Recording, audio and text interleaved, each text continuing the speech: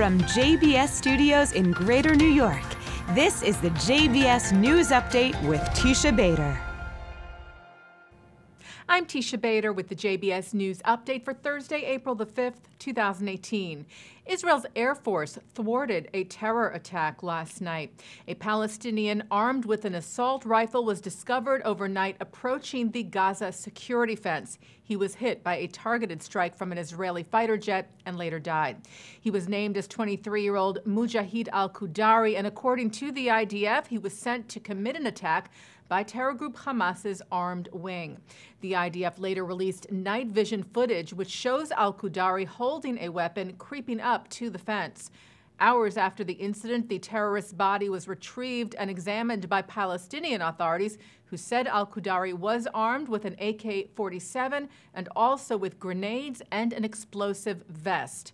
IDF spokesman Brigadier General Ronen Manelis said terror group Hamas, who controls Gaza, was playing with fire and will face the consequences of these incidents, which unmask its true intentions to carry out terror attacks.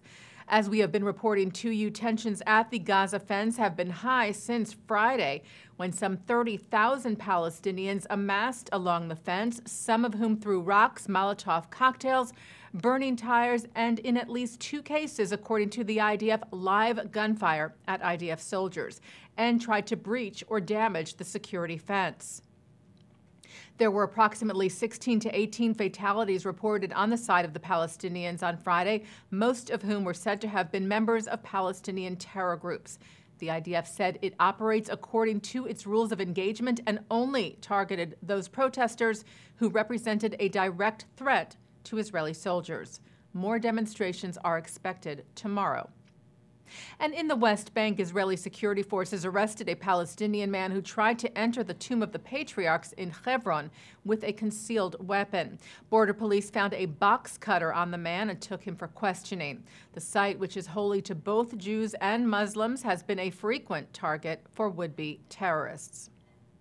While hundreds protested yesterday in Jerusalem against Israeli Prime Minister Benjamin Netanyahu's cancellation of an agreement with the United Nations that would have seen a portion of African migrants and asylum seekers remaining in Israel, with the others relocated to Western countries. As we reported to you, Netanyahu had announced the deal with the UN Refugee Agency, but then after reported pressure from within the government, canceled the deal.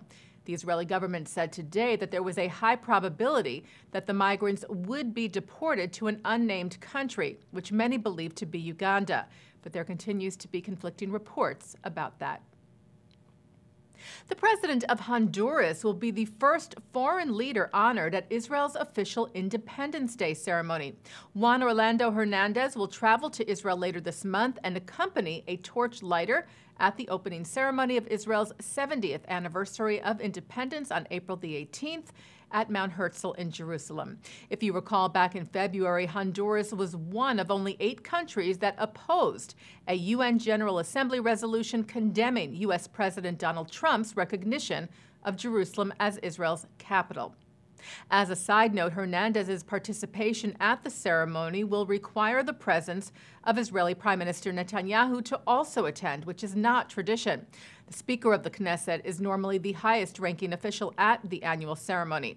Netanyahu had expressed several weeks ago that he intended to be at the ceremony, and Knesset Speaker Yuli Edelstein had threatened not to take part if Netanyahu does. The most recent target of the BDS movement, the Boycott, Divestment, and Sanctions campaign that seeks to delegitimize the State of Israel, is Netflix.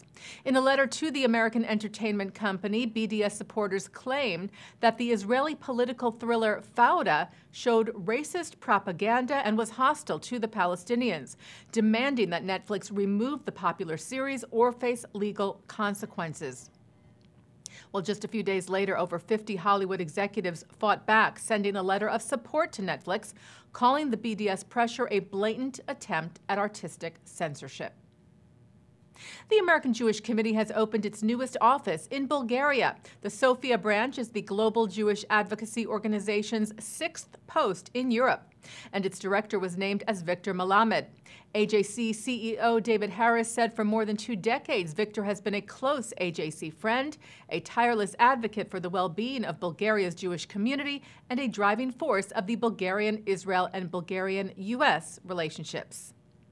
And taking a look now at our programming for tonight on JBS for Thursday, April the 5th. At 7 o'clock, we bring you more programming from the recent AIPAC National Policy Conference with remarks from Natan Sharansky and Isaac Herzog. At 9, Mark Golub sits down with daughter of iconic comedian Jack Benny, Joan Benny. And then at 10, remarks from Israeli Ambassador to the U.S. Ron Dermer and President of the World Jewish Congress, Ronald Lauder, from the JNF National Conference in Hollywood, Florida. And coming up right after this newscast tonight at 6:30, Mark Golub speaks to CEO of the AJC, David Harris, about Gaza and other issues. And that's the JBS News Update for Thursday, April the 5th, 2018. I'm Teisha Bader.